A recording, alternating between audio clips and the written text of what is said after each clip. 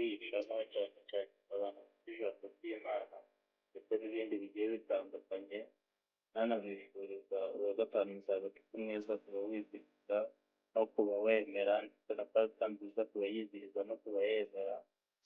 Umwami Imana akomeze gukire muri twebwe nk'uko pasika bivuga kunyuraho, Yesu anyureho akunyureho, agusange aho wari uri, aguhe imbaraga nshya, aguhe kuzuka bundi bushya, dupfe ku byaha tuzuke turi bazima, dufite imitima mishya izinukwa icyaha, ahubwo ihugukiye iby'ijuru. Ndanagusaba rero uba utarakora subscribe uyikandaho, warangiza ukajya muri comment ukandika ko wamaze gukora subscribe, nareba nasanga wabikoze nanjye nkayigukorera niba ufite channel. Hanyuma rero tugakomeza tukabana mu by'ijambo ry'Imana n'ubundi bumenyi bugiye butandukanye. Ndifuza rero kuvuga ku kuririmba mirongo inani na kabiri kuri wa gatanu mutagatifu kugira ngo turusheho gukomeza kuryoherwa. Kuririmbira mirongo inani na kabiri mu ndirimbo zo gushimisha Imana mu gitabo gikoreshwa n'abaporofeta, uvuga ngo mwami wakomeretse urutwe waziraga, wahemuke mwamushinyagurirwa, kera utaraza munsi wari ufite ubwiza, dore uko bagushyize muri abo bavuze. Hindukirira urebe umukiza w'ukuri, ni impano y'imbabazi njya nkuboneramo. Yesu warampfiriye, ni ibyanjye wazize, umpa amahoro masa kuko nkwiringira.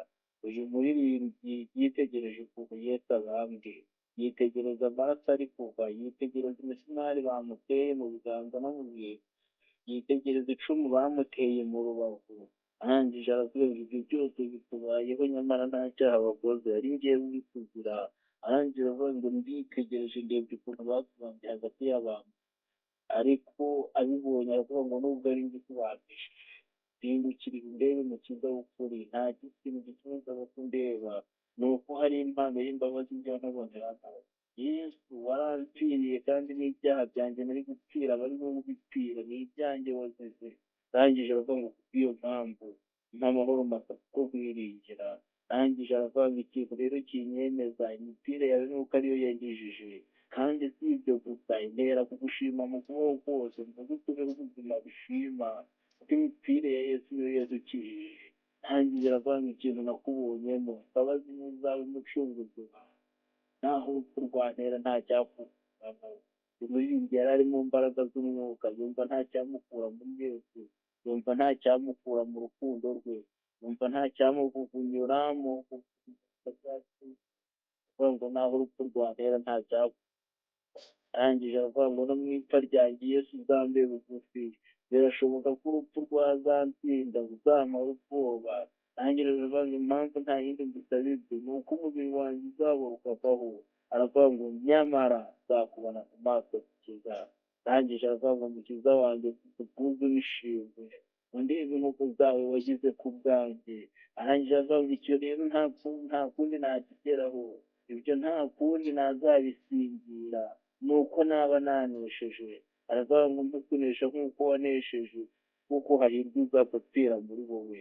Natwe kuri iyi pasika tuvuge ngo hahirwa umuntu uzapfira kuri Kristo, none naduhe kunesha nk'uko yanesheje.